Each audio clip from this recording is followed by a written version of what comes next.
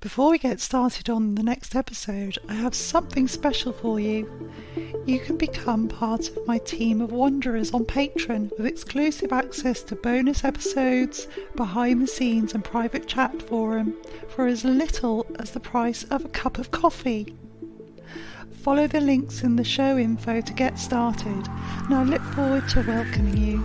Thank you for supporting the show. This time, I'm on Dartmoor with folklore researcher Jo Hickey Hall, who has a wonderful project called Modern Fairy Sightings, recording real fairy experiences. Having followed the path of fairy belief for many years, it was a real joy to discuss fairy experiences with Jo. Hello, I'm Claire Casely, a wanderer between the realms, and this is Weird, Wonderful Wanders.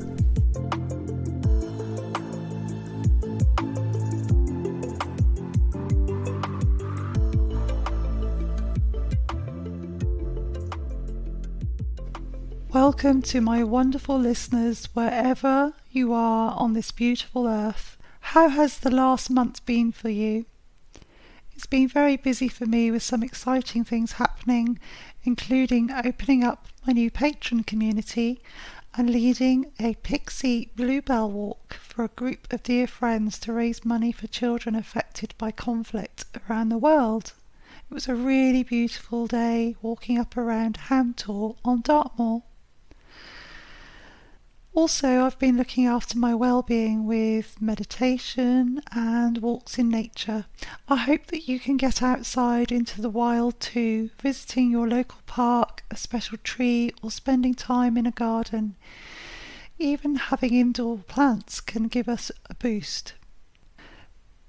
Jo and I started our wander above Widecombe near Hollow Tor.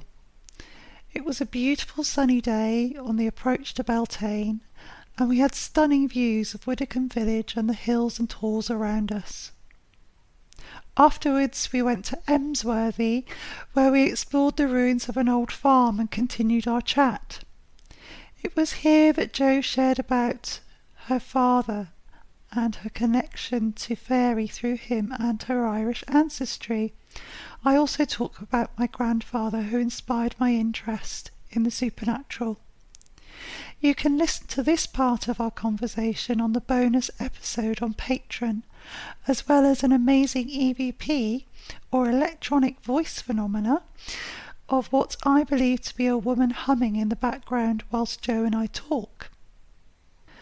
Links to maps of where we walked and more info are in the show notes on my website www.faerywhisperer.co.uk. Apologies for the sound quality due to windy conditions in some parts of the recording. The weather can be very changeable on Dartmoor. Thank you for understanding, and enjoy.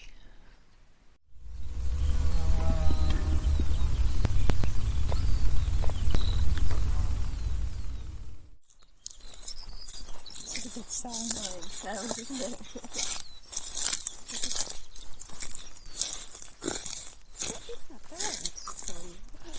That's skylark. Yeah, they make their nests in amongst like the gorse. Oh, wow. And then they just hover like that and sing this time of year. It's beautiful, isn't it? Jo came up to Dartmoor a few years ago to put some posters up. We were just talking about that, so perhaps Jo, you can talk a bit more about what you do. Yeah, so it's nice that we're sort of standing here up on the hill, and you pointed out where the Princetown mast is, and over there in the distance from this idyllic spot that we're on, next to a little stream that's coming down here, and beautiful boulders strewn everywhere. It's gorgeous. So in the distance, as we're looking over to Princetown, that reminded me about sort of what initially kicked off the Modern Fairy Sightings project. Was that during my masters with Ronald Hutton at the University of Bristol, I joined the Folklore Society, and I joined a subgroup of that, which was the Newer Researchers group. And I went along, and I met Mark Norman, who at the time had been asked to write a chapter for Simon Young's book Magical Folk, and Mark and I teamed up to write that chapter, and it was about Devon. So Magical Folk was fairies in the British Isles and Ireland. That was 2016. Well, it was actually published in 2016. I think it must have been 2015 when we came down to Devon, and we visited Princetown. We went for a lovely drive all around, visited Jay's grave, and not Haytor, but Houndtor. Mm-hmm. And then we went up to Princetown with these posters that I thought, what would be a good idea is if we put it out there that we wanted to hear from people. So not only were we doing a kind of literature research of all of the fairy sightings and folklore connected with Devon, but I wanted to hear about modern accounts as well. Mm-hmm. So we put these up in the pubs up around there with my number, which was a mobile I had specifically for people to call me on. It was called the Fairy Phone. And then this poster of a fairy man, and it was an image that my husband had drawn from my own description of the green man that I saw. And that has subsequently become the logo for the project itself and the Modern Fairy Sightings podcast. The Modern Fairy Sightings Facebook group as well. So this is kind of where it all began, really. Oh, isn't it amazing to be here looking at this view a few years later? Yeah, so that's like about that. 6 or 7 years. That's crazy. I mean, obviously the last couple of years, I don't know what time is doing the last couple of years, because it's just flying at the moment and it's not making any sense. But it's crazy then that is probably nearly 7 years ago. And just to say, before we move on, the man that your husband drew, that you saw, you've got an episode about that, haven't you? Or did you speak about it? I did. I spoke about it publicly. It took me a long time to do that. I think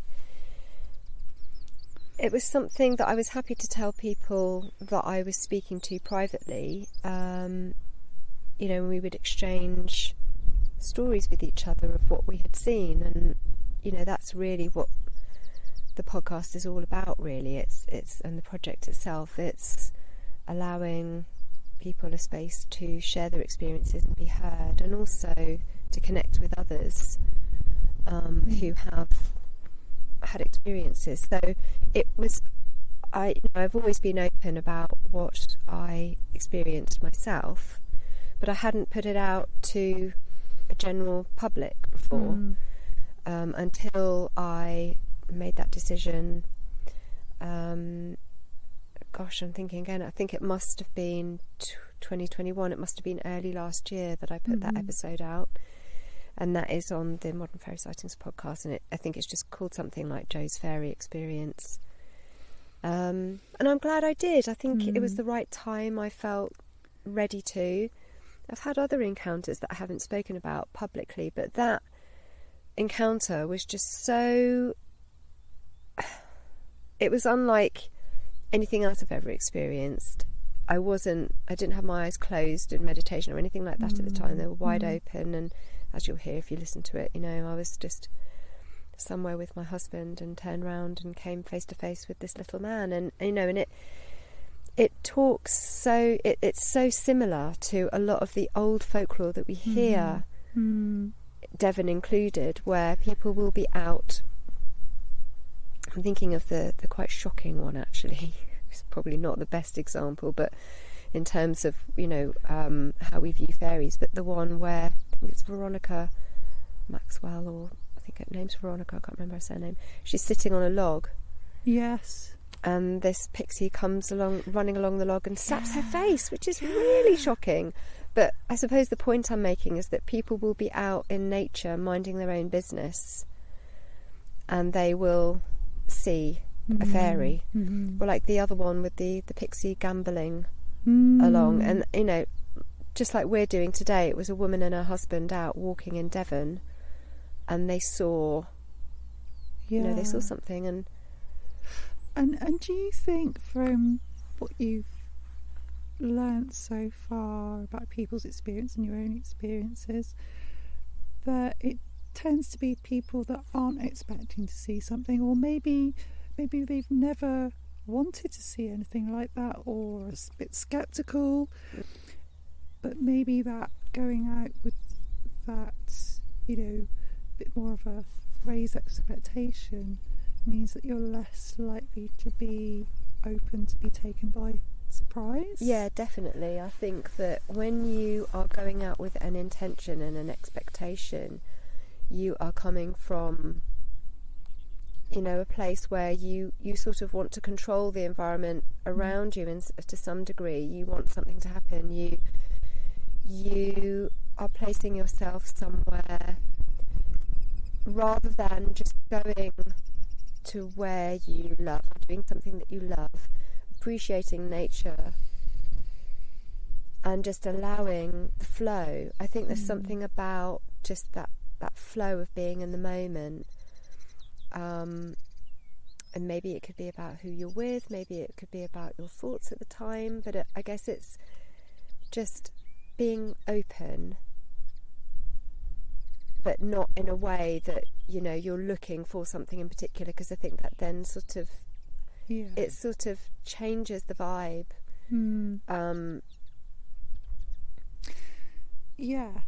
I mean, I believe that you can set an intention. I think intention's really powerful, isn't it? To sort of set an intention of, I'm going to go out into this place, honour the place in whatever way, and be open to an experience. But it's not the grasping, is it? It's not the, I'm going to have an experience. It's just letting it come in whatever form needs to come, isn't it? Yeah, I think it's just being in a place of peace, maybe. I don't know, because when the time that it happened to me, I was not thinking about fairies whatsoever. I didn't think it was possible, even though I was into other stuff, and was quite into quite spiritual things, like seeing auras and interested in crystals and even astral projection and things like that. Not that I was practicing it, but I was interested, and healing and things. But when I was just presented with this encounter face to face, and really it changed everything. I suppose if I look back now, that's where the following steps of the journey came from, really, because I then joined a group of people that were practicing earth magic, folk magic, ritual magic where I lived, and went deeper. It definitely drew me in deeper. And then I'm working with intention, and then we're working with ritual, and then we're having other experiences. But nothing like seeing this being that was just like any other person. It looked like they were just in the flesh there. I was looking right at him. So whereas I've had other experiences where I've been in a slightly altered state, or a ritual state, or meditative state, and I've had other kinds of encounters, nothing like that first one. I I really believe that these even really difficult experiences can really crack us open, can't it? Yeah. And sort of lay us quite vulnerable to all things. But was there? I mean, Definitely. you don't have to talk about it; it's too personal. But was there something that happened before that?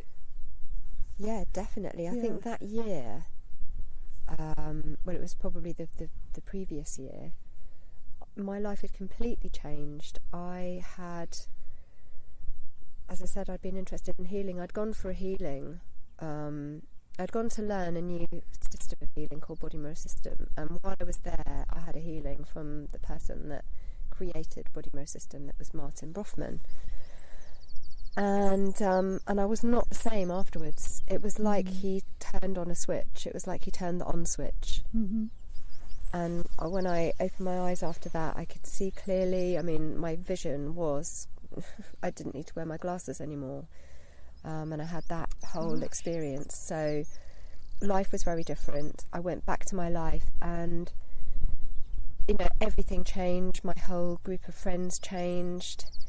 I think even my job changed at the time where I was living changed. My home, I got a home that I'd been really waiting for a long, long time, and suddenly when I got home I had a letter to say that I was being offered this house. Wow. And that we could go and see it that week, and we did, and then we moved in a couple of weeks later. So literally just everything shifted after that first healing. And then as a result of being with these new friends, I was going to different places, and I met my husband in London. Mm-hmm. And he came to live with us in Jersey, and so by the time I had that encounter, my husband and I were dating. He hadn't yet moved to Jersey. He was still fairly soon in the relationship. It was about 6 months in, and we were in that moment where you're so in love, and that this is your soulmate. You just know. And that's when it happened. But I think I was kind of on that point where we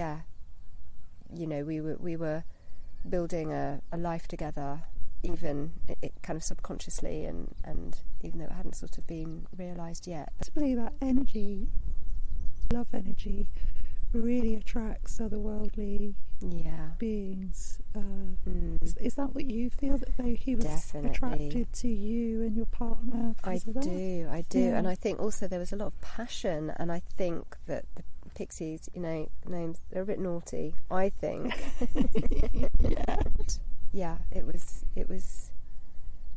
It was deep love and deep attraction. So I do think that definitely had some kind of pull on the situation. Because there's all this we're coming up to, aren't we, Beltane, that time of year when traditionally I think in most parts of the country, but definitely down here, people couples will go off and make hay in the fields or in the woods, and and the fairies are very connected to that whole fiery, passionate vibe, aren't they? Sure. That whole process, and I'm a Taurian as well, so that time of year is always very, that's my this is my favourite time of year. It's coming up to my birthday. I love that about the land. Everything is bursting through with, passion and blooming, and it makes me think of, the Empress in the tarot. I really kind of resonate with that energy. What does she symbolise? I know that's just for people listening. I guess kind of there's a bountifulness there, a blooming, a giving, vibrancy. When I think of the Empress, she's surrounded by beautiful flowers and everything's in full bloom, and it's potent as well. There's a potency to that, and I think that's also interconnected with fae beings as well. There's like the potency of the land, potency of your own emotions. And we're surrounded by hawthorn trees at the moment that have got these, all their little buds are on them. We walk up to one in a moment, but they're all sort of pink and ready to go pop, aren't they? Pop open. So that's lovely. Yeah. Because we've picked a perfect day for it really, because it's really showing the land in all its beauty, isn't it? Here, it's just idyllic. Yeah. Shall we walk on? Thank you, Jo. The farm worker that's walking through the field, and he walks past a granite stone, like a boulder, and hears the oven's hot, and then he answers back, bake me a cake then. And then by the time he's walked to the end of the field, he finds a cake there laid for him. Yeah. It's just come out of the oven. Don't know if that's one of the ones that the Devonshire Association picked up. So there's that great connection with stones on the landscape.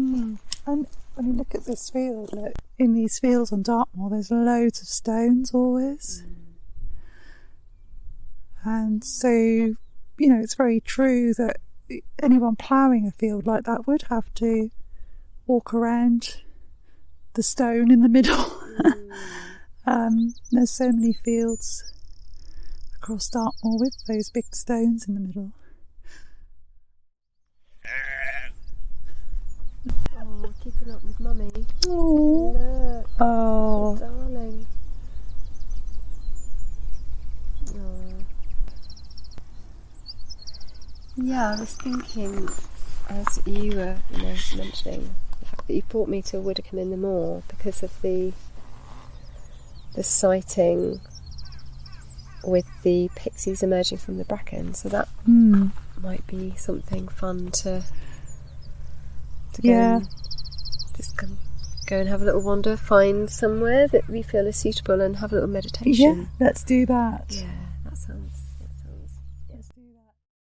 Jo and I found a lovely place to rest and to meditate by a small tinkling stream.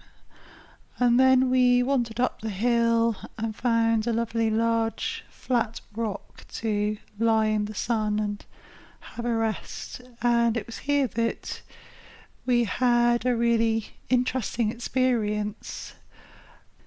Jo and I talk about the experience we had in the bonus episode on Patreon. After our time resting on the rock, we went to Emsworthy and explored the old farm ruins there and had a bit more of a chat.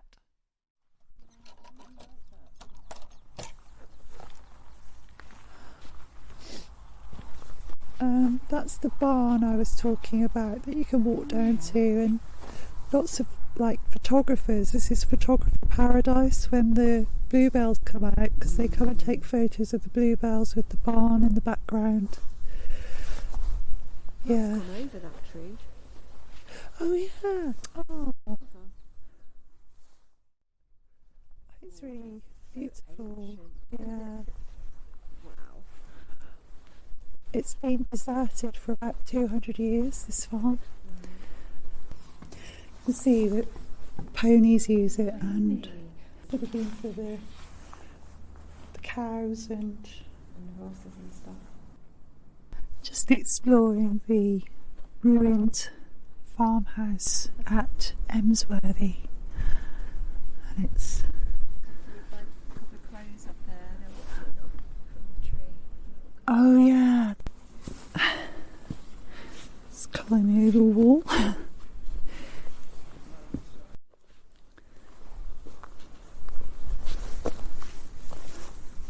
You can see Hand Tor and Emsworthy Tor from here, and Holwell Tor. Just walking around to the other side. So that was the farmhouse then, and this was more the kind of barn area? I think this was just all barn. don't know whether they house different things, different animals on each side, or... I love that little window when you look through there and you can see the landscape. So they've patched it up. Oh, it's so romantic, isn't it? It's lovely. With this on a sunny day like today. Yeah. It's it is very enchanting and magical. It was at this point in the recording that I noticed I'd captured a very intriguing EVP, or electronic voice phenomena, of a woman singing in the background.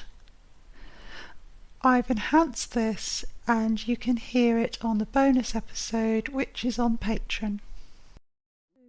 We were talking about protecting green spaces, weren't we? And you were saying about your home and how the landscape around you has been changing. Definitely. Yeah. Definitely. And I know there's people that live near me that really need that green space. They really need that green space to be close, because not everybody can get in a car and come here like we've been able to do today. I mean, it's just so important. Everybody needs it. This is what we're made of. This is where we're from. We're part of the landscape, and it's not.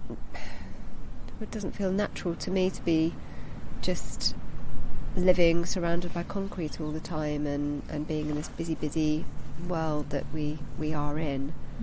But to be able to drop into these other worlds by coming to these kind of places, I mean, so much benefit. I feel like it's equivalent to a week's holiday somewhere, just coming and walking here for the day. And it's so nice that you got your daughter into the awareness of that as well, that she just felt peace. I think that's so important. And also thinking about the way that green space is changing, and I know I've mentioned about the buzzard in the garden. Yes. I spoke to a woman the other night who's in Canada. I think she's near Ontario, and she was saying that there's been a great migration of animals at this time as well, because their habitat is being built upon.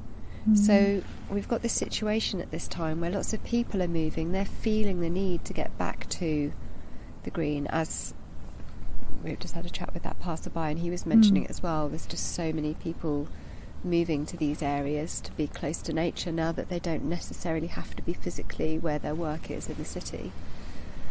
But also the creatures of the land and air and water, maybe, I don't know, are having to move as well, because their habitat is being destroyed by development.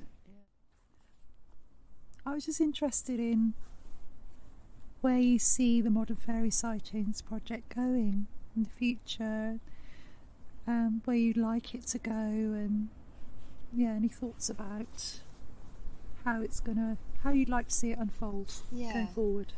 I feel like I'm led by it, if anything, rather than me sort of directing. I feel like always, since the beginning, since I had the idea of doing the podcast in early lockdown, I was doing sort of daily meditation, and the idea for the podcast came then. Even though I had no experience of doing anything like that, I went with it, and I've absolutely loved doing this. I just feel like it's my life. I care as much for this project as I do each of my children. It's very meaningful to me. So the project has always been about allowing a space, or the project allowing space for people to share their own experiences in their own words, because I think that is what was missing a lot of the time. We might hear hearsay, but to hear somebody describe their own experience is very powerful, and it's also very healing for other people to hear that, especially if you've had an experience yourself and haven't had anybody to to tell about it or talk to about it. So to hear that someone else has experienced something like you have, then it's a validation, and it's a great relief. So the project will always centre around that.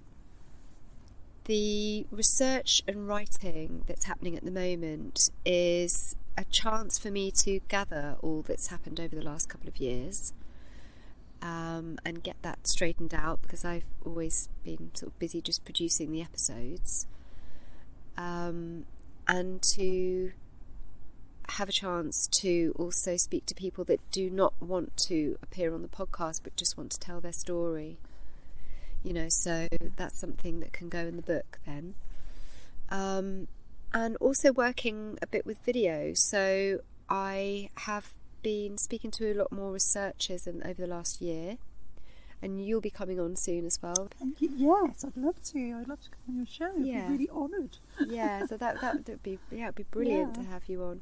So I'm really enjoying that, speaking to researchers, seeing where they are with all of this, and seeing where we can share information. And a lot of those interviews have been videoed. There is a YouTube channel, Modern Fairy Sightings podcast YouTube channel, and also I have my Patreon group, who are a group of absolutely wonderful human beings.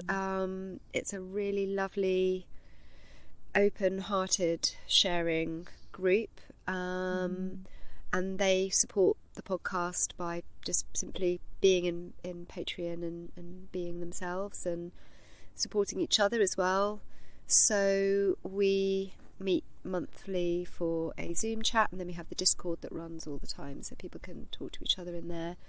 And they also get access to bonus episodes within Patreon. So at the moment we're doing the monthly Modern Fairy Sightings podcasts. In between that, I do a bonus for patrons, an exclusive episode for them, and I also do a bonus episode relating to the monthly episode. So it might be some more personal parts of the conversation that take place that I feel would really be suitable for people that are kind of really into this, rather than just freely available. Again, honouring and respecting the experiences and the beings involved, not just the people that I'm talking to, but the fairy beings that are related to those encounters. So that's quite enough to be getting on with.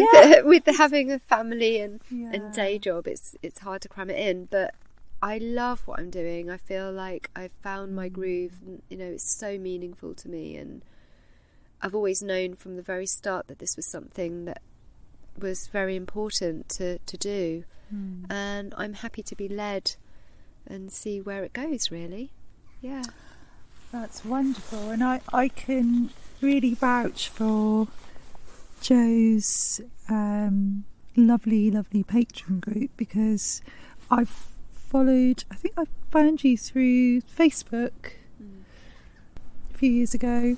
I started following your Facebook group because of my interest in fairies, and then I thought, I really believe in what you're doing, and I thought, I want to be part of this one, what you're creating. So thank you. I love being part of your Patreon, and it's a really lovely group of people, isn't it, that have come together. We were just talking about how this kind of work is so important, with bringing this much needed alternative reality, people the chance to talk about it. But really, I was reading I've got Jack Hunter's book. Reading the Paranormal. Now there's a essay in there that I was reading the other morning. I find, so because my interest in place and supernatural, and that book is obviously ties into all of that, the series of essays, and there's an essay in there by a First Nations person, and I like what he says in there. He said there's no such thing as the paranormal, it's all normal. And it's this maybe one day we'll get rid of that kind of othering these experiences and just put it down to, no, it's normal. And even in going back to the Pixie accounts that we started talking about at the beginning, there's always this kind of slightly nudge nudge wink wink. Oh, well, they'd been at the pub, they were mad, there's always that thrown in. It's sort of thinking about the old Pixie stories. Of course, what that does is, it shuts people up. Oh, well, they're going to think I was drunk. They're going to think I was mad. Does a very good job at shutting people up. Well, maybe it's time. This is the time now where we talk about it. Yeah. And those that would prefer us to shut up, well, that's for them to bother about. But we've got some interesting journeys to embark on to get back to our real connection with nature again, and that's more important to me. I feel I do understand people's reluctance to talk in this day and age, but I think more and more people are opening up because of the work that you and I and other researchers are doing, and people just feeling, that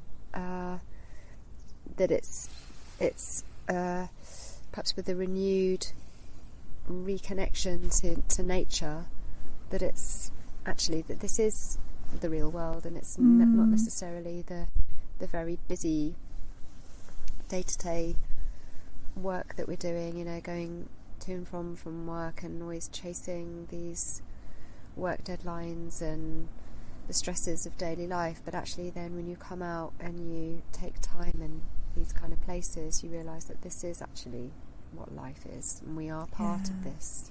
Naturally we are part of this, not the other crazy stuff. No, we're part of nature, and this is where our consciousness grows and thrives, doesn't it? It's not only physical space, it's space for, well, as we've kind of experienced today, the more you relax into it, the more you open up to the environment and the other world and what's going on around you. And more of us need to give ourselves permission to be in these places, or just spend time out of what we think is the right thing to do, being in busy jobs, like you say. And I know we all have to make a living, but it's just giving that step, allowing yourself to step out is such a gift to yourself, isn't it? And it can be, as we've sort of talked about before, it can just be stepping out into your local park and connecting with a tree. Not everybody can get to these vast expanses of wilderness or nature, but we can do it in a very, very simple way. I mean, even if it would be to grow herbs on your windowsill, or to go for a walk in your local park, or connect with whatever it is that you have around you, because even in a small way you can get a great deal of peace and connection from that, from even just that. But I have to say, I mean, oh look, we've been joined by a friend. Let's have a look. I'll just turn around. Oh, it's a beautiful pony behind us, having a nibble. Oh, so gorgeous. I mean, this is just magnificent what you have here. Oh, yeah, it's really wonderful. Heavenly. I mean, it's such a beautiful part of the world, and to be honest, I don't want to live anywhere else. I have dreams of travelling, obviously, but I always want to come back here. Yeah, don't blame you. And obviously, what you're doing by taking people on walks here, you're bringing this to people, and that I absolutely love listening to your episodes. I take some special time out for myself to listen to the episodes, because I really enjoy them, and I feel like you do bring a sense of that expanse to people through your episodes. So thank you. Thanks, I appreciate that. That's, yeah, I mean, walking is so special to me. This landscape and other places in nature, there's other special places, is really important to me. And yeah, if I can bring it to people through listening, or as well as visual ways, then I just feel like I'm, like you say, it's this passion to want to connect people to place, and just to realise that there's much more going on than just a few trees and a few rocks. There's so much more to offer, on offer to people. Please follow to keep up to date with the latest episodes, and if you've enjoyed this episode, please rate and review. I also have an Instagram and Facebook page at Weird Wonderful Wonders. Please give me a follow. You can also buy me a coffee to make a one-off contribution. See you next time, and remember to walk frightly, for there are many strange tales beneath your feet.